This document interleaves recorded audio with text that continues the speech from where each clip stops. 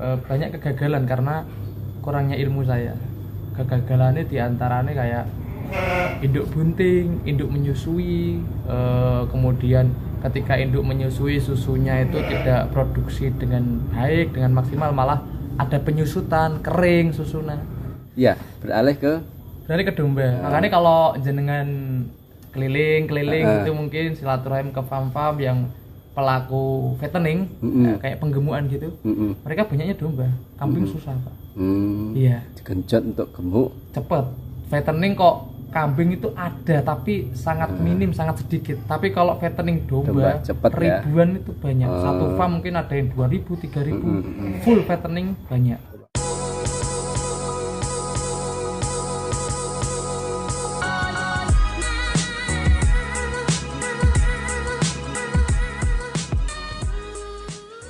Bismillahirrahmanirrahim. Assalamualaikum warahmatullahi wabarakatuh. Selamat siang teman-teman. Selamat bertemu kembali dengan Bibi Nursino channelnya peternakan. Selamat Hari Raya Idul Fitri 1446 Hijriah. Mohon maaf lahir dan batin. Kami mengucapkan mohon maaf jika dalam berinteraksi selama ini kita banyak salah. Saya mohon maaf buat teman-teman semuanya, buat subscriber, buat pemirsa Bibi Nursino channel bila ada salah-salah atau kekilapan dalam penyampaian informasi. Semoga sehat semuanya teman-teman. Hari ini saya masih berada di Kabupaten Sragen. Saya berada di Kecamatan Sumberlawang, Kabupaten Sragen. Jadi ini kita mudik sekalian kita ngonten di sekitaran Sragen. Nah, semoga dari farm ini banyak ilmu atau pengalaman yang bisa kita serap buat teman-teman semuanya. Selamat mengikuti, jangan lupa subscribe channel ini. Semoga bermanfaat untuk kita semuanya.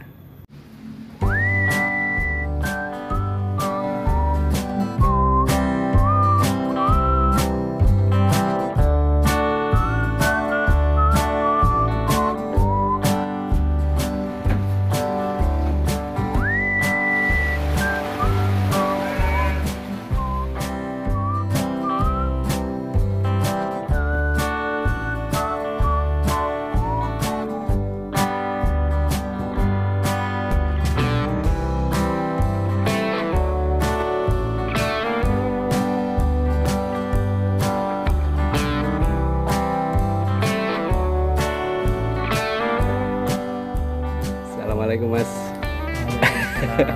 Ketemu teman baru ini. Mas siapa Mas namanya Mas? Saya Ahmad. Mas Ahmad. Ini farmnya apa namanya nih?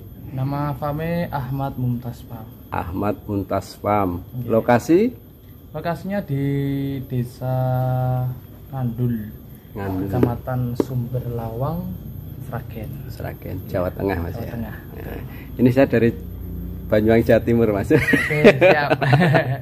Jadi kita mau apa ya? Ya keliling-keliling farm yang di Sragen ini Mas. Salah satunya di Ahmad Mumtaz Farm.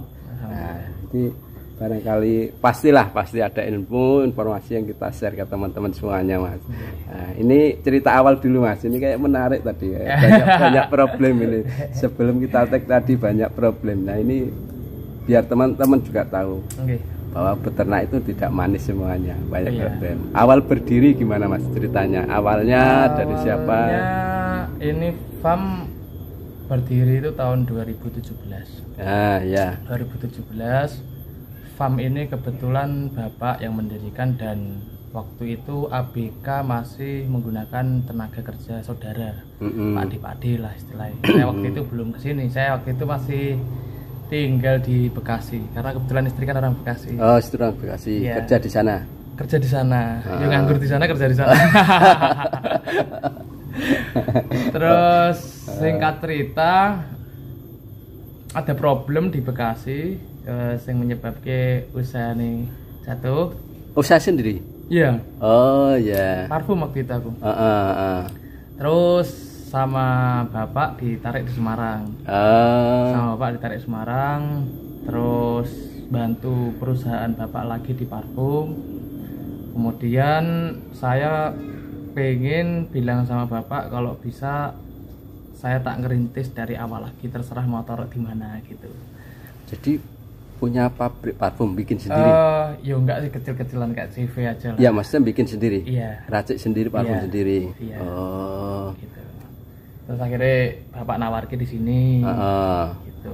Di sini 2019 kalau nggak salah, 2019 akhir bulan pas akhir Covid juga kalau nggak salah. Oh awal 2019. Awal tuh ya? Awal. Akhirnya tahun 2022. Lama ya berarti ya? Lama itu. 2019 Desember itu awalnya Covid. Oh iya. Ya. Makanya kan Covid 19. Oh, siap.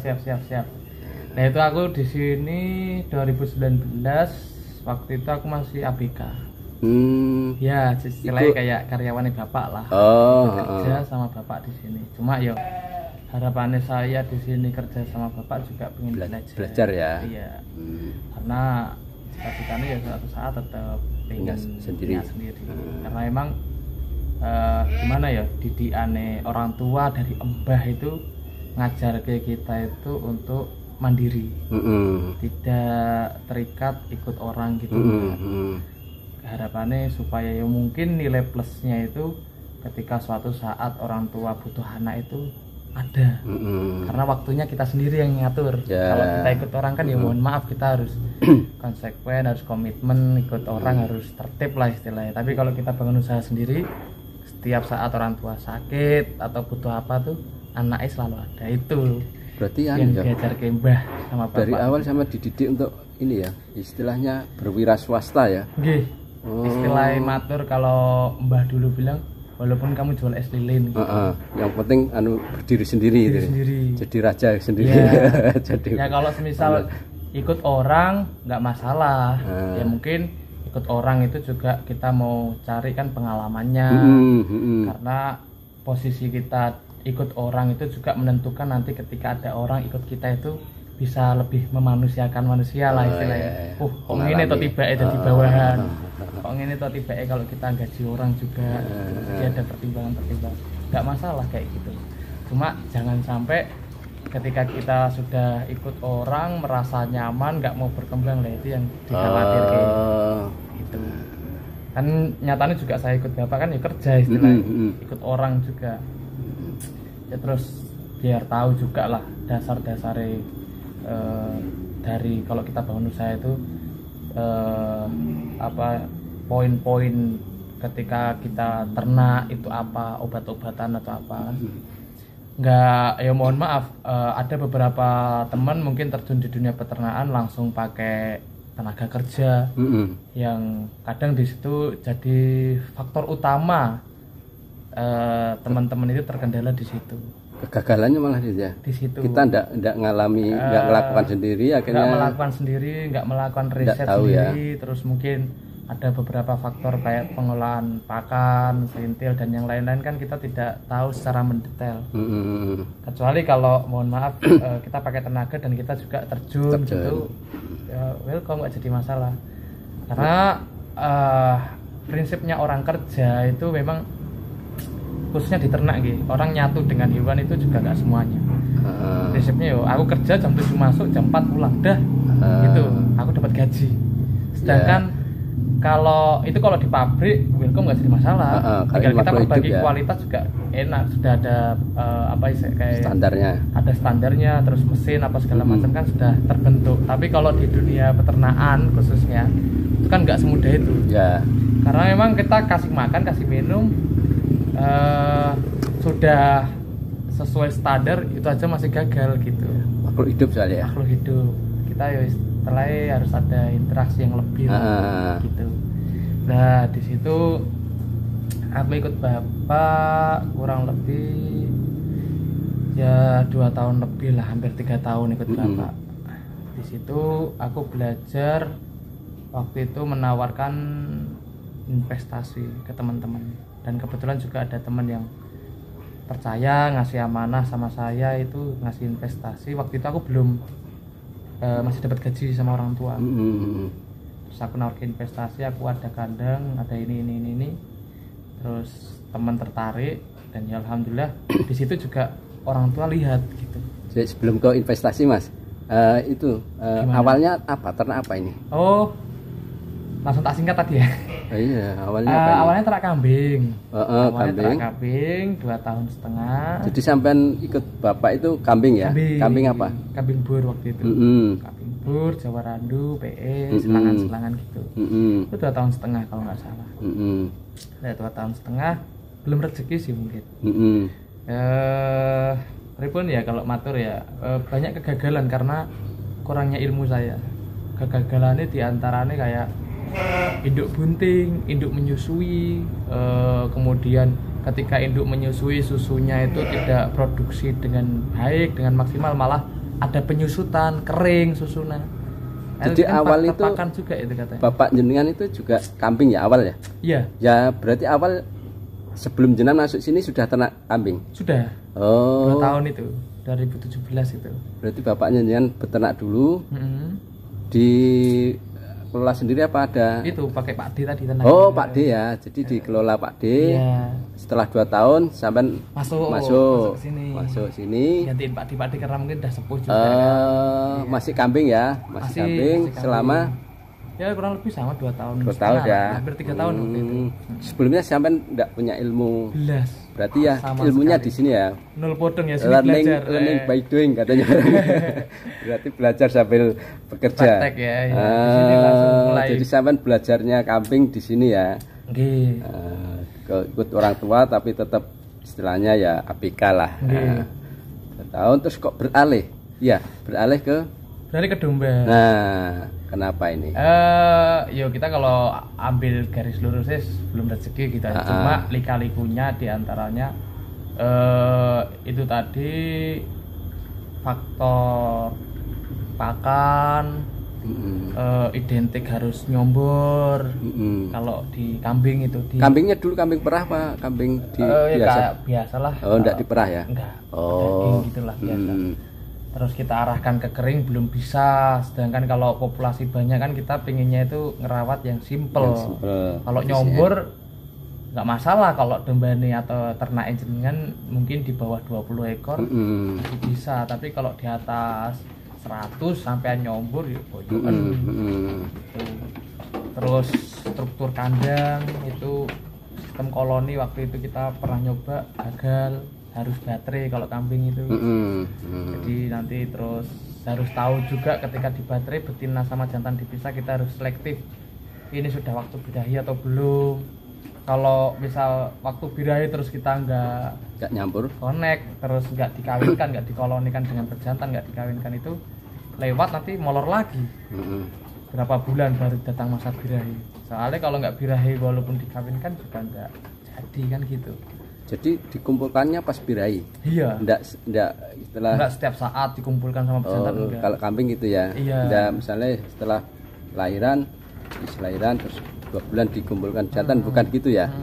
Oh, jadi harus melajari birahinya kapan? Iya, itu yang mohon maaf yang saya terapkan ketika saya ternak kambing. Kalaupun mohon maaf itu juga nggak menutup kemungkinan ada beberapa farm, ada beberapa peternak yang sudah sistem kawinnya di koloni dari awal dan berhasil juga nggak menutup kemungkinan ada gitu, juga ya. Tapi waktu itu aku belum bisa. Jadi kalau lebih ke problemnya itu tadi ya, manajemennya belum menguasai ya? Belum sama sekali. Belum menguasai ya. Kalau pasarnya? Pasar juga belum. Belum ya. Belum. Kita bisa dibilang waktu itu 2 tahun nggak jualan, betul-betul breeding. Dan ternyata itu salah menurut saya. Salah itu karena memang mohon maaf ketika kita ternak ini kan juga ada kebutuhan sehari-hari operasional kayak pakan apa itu kan kita membengkak terus karena tidak ada yang dijual. Nah, harapannya kita ternak itu pakan atau mohon maaf kayak abika itu kita ambilkan uangnya, dananya itu juga dari ternak, diusahakan seperti itu. Harusnya gitu ya. Harusnya. Kalau yur 2 tahun tidak jual ya akhirnya ngeluarkan uang terus ya. Itu Masya Allah itu habis berapa nggak tahu gitu. Iya. Banyak kematian juga waktu itu. Terus kambing yang jadi problem buat saya diantaranya tadi kawin yang kedua pola pakan, manajemen pakan yang kita waktu itu belum bisa nyetel yang bagus yang terbaik karena masih nyari belajar terus. Terus apa ya itu tadi kambing itu kalau orang Jawa mbah-mbah dulu kan kambing itu dangak atau buntute barang kan dangak. Jadi kan enak itu kalau mau bedain ini kambing atau domba, misal orang awam nggak tahu ternak ya, kan tinggal lihat ekornya juga bisa. Kalau kambing itu mesti identik ke atas. Kalau kambing kok ekornya turun, misal ada teman-teman nih buat apa ya, buat seleksi ketika cari kambing di pasar, kok kambingnya turun ekornya itu berarti kambingnya sakit, mentret atau cacingan turun. Karena normalnya kambing sehat itu mesti berdiri ekornya. Lah terus apa lehernya, kepalanya juga dangak. Lah jadi kalau orang mbah-mbah dulu bilang identik pakannya ramban. Nah, kalau domba itu diinkluk jadi rumput. Lah kalau kita mohon maaf ternak di kambing dengan populasi yang banyak, kalau kita nggak nandur apa namanya ijuan sing ramban kayak mohon maaf indigo vera gitu kan, itu kan sifatnya ramban itu kan nggak bisa, nggak tercukupi. Kalaupun pakai rumput ya kok harus proses ngarahin dari ramban ke rumput itu kan agak lama prosesnya, mungkin 2 bulan baru cocok sama rumput. Nilai plusnya kambing itu makannya dikit pak. Iya, beda sama domba. Domba itu 1 ekor 1 ember habis, betul-betul kayak apa ya, sampah itu. Tapi konversinya ke daging gimana? Kalau kambing kan makan sedikit. Iya, ya itu tetap dampak ke daging. Dampak itu dalam artian perkembangan pertumbuhannya lebih pesat ke domba. Ya karena domba tadi kan makannya banyak. Iya. Makanya kalau jenengan keliling itu mungkin silaturahim ke farm-farm yang pelaku fattening kayak penggemukan gitu. Mereka banyaknya domba. Kambing susah pak. Iya. Digenjot untuk gemuk. Cepet. Fattening kok kambing itu ada tapi sangat minim, sangat sedikit. Tapi kalau fattening domba ribuan itu banyak. Satu farm mungkin ada yang 2.000, 3.000 full fattening banyak. Kalau kambing jarang. Karena itu tadi maamik gampang, enak. Jadi lemunnya ya gampang otomatis. Kalau domba ya? Iya domba. Jadi kayak ngejar bobot di angka per bulan 5 kilo itu kecil kalau di domba itu, karena maamnya udah bagus gitu. Emang kalau kambing kapasitas makannya nggak bisa dipaksa ya? Nggak bisa dipaksa kalau di kambing itu, dan ya, otomatis pertambahan bobot badannya nggak bisa dioptimalkan. Gitu. Terus kambing kalau petani beberapa orang itu senengnya dia nggak cerewet kayak domba katanya gitu. Kalau kambing gue lebih cenderung banyak diemnya lah. Enggak kebalik. Bengok-bengoknya kambing ya. Bengok-bengoknya masih bengok-bengok domba. Gitu daripada ya. Kambing. Kambing itu bengok-bengoknya pas makan. Birahi lapar, apalagi jantan itu ya. Jantan kalau birahi ngeri itu. Nah, terus apa namanya? Kalau petani sini kan juga tak bilang suruh di domba juga kan nggak mau karena cerewet gitu kalau mereka bilang. Aslinya kan enak, cerewet itu tanda banyak, tanda gitu, dalam artian karena saya juga sering tinggal juga rumah di sini, kadang di sebelah, jadi berjalannya waktu kita juga bisa membedakan iki ngembek ngopo itu tahu, kayak ngembek ada orang, terus ngembek melahirkan, terus ngembek sikil kecepit, terus ngembek kesakitan gitu tuh ada semua nanti. Pokoknya nadanya beda lah karena sering interaksi sama hewan. Nah kalau umumnya ngembek pada umumnya itu biasanya ya lapar. Tapi kalau domba atau kambing ini dalam keadaan kenyang, insya Allah nggak bakal berisik gitu. Nah di kambing itu yang saya kurang senengnya ketika kambing dikasih pakan yang nggak sesuai, yang maksudnya nggak cocok sama kambing, nggak seneng ini pakanan disuguhnya gitu. Nggak dimakan? Nggak dimakan. Dia siap puasa sampai 3 hari. Gitu ya kalau kambing ya. Iya.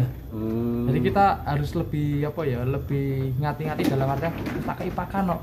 Dimakan enggak? Ya, harus diamati lagi setelah ngasih pakan karena ya. Kambing kalau nggak cocok dia siap puasa.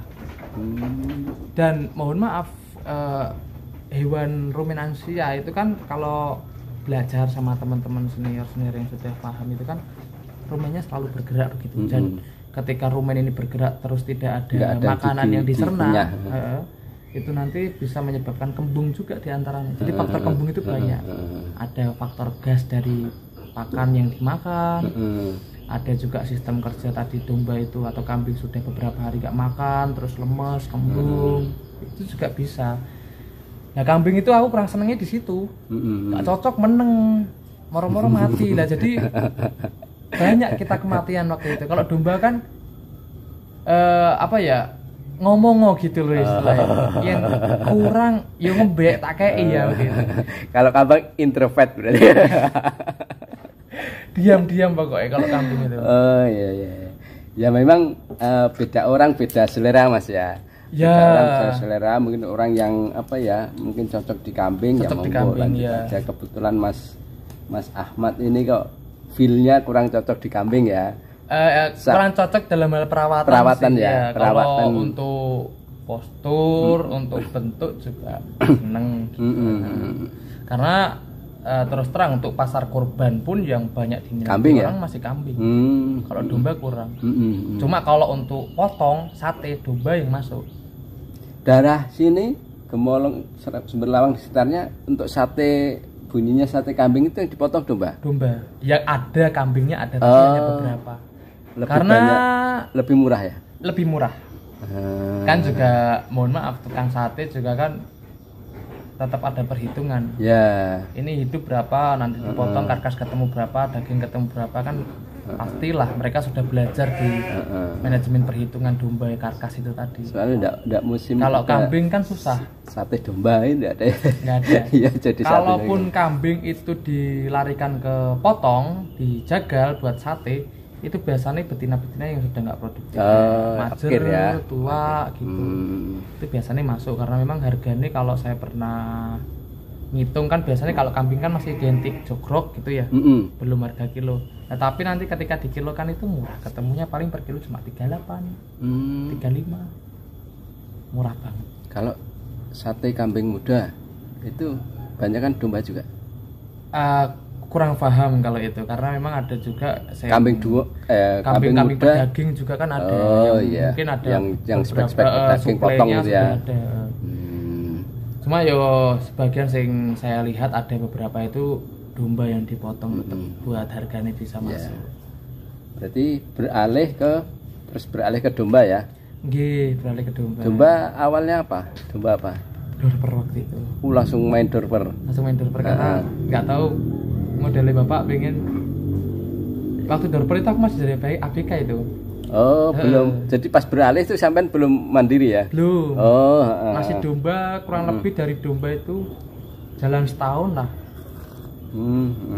Jalan setahun baru setahun setengah baru belajar mandiri. Nah, domba dorper ya alhamdulillah apa namanya perawatannya enak, pertumbuhannya bagus. Ya bapak terus terang waktu itu sempat ada pemikiran juga mengenai dorper ini pengen sistem dibreedingkan dulu seperti bur dan domba kambing-kambing waktu itu pengennya 2 tahun dulu, nggak usah dijual, daerah dulu biar banyak, langsung tak potong, tak pangkas, pemikiran seperti itu. Karena pengalaman itu tadi ya sebelumnya ya. Karena mohon maaf kalau kita mau main breeding atau kita main ke genetik itu juga nggak akan bertahan lama. Gitu. Istilahnya ramenya itu musimnya ada waktunya sendiri. Terus terang juga saya ngamati di domba atau jenis-jenis yang sudah masuk di Indonesia ini itu kalau lagi booming ya bagus harganya, kalau boomingnya hilang ya sudah. Nah, kita tinggal pinter-pinter aja nge-up itu. Berarti dorper itu domba. Tadi pasarnya ke ini ya, jual peranakan ya? Jual peranakan. Jual peranakan. Ya, karena waktu itu dorper full blood bapak ngambil 5. 5 betina 3 jantan 2 gitu. Terus anakan lahir tak jual. Saya bilang sama bapak begini, Pak, kita beli dorper ini kan bukan uang sedikit, banyak. Mungkin waktu itu awal-awal kita dapat pejantan aja sudah di harga 45, terus betina sudah di angka 35 waktu itu. Kalau sekarang kan enggak, udah murah sekarang. 30 udah dapet, 35 udah dapet gitu. Nah itu saya bilang sama bapak, jual dulu anakan. anakan pertama, anakan kedua itu jual dengan harapan modal di indukan itu kita sudah pulih. Nah mohon maaf nih, ketika modal indukan ini kurang lebih habis berapa? 200 adalah hanya beberapa ekor itu. Ini kalau sudah pulih, nggak usah sampean mikir ini nanti dikembangkan, dianakkan. Jenengan potong pun jenengan nggak bakal gelo, karena modal sudah balik. Nah kan jenengan pengen nyoba loh door per full blood, sampean potong nggak apa-apa.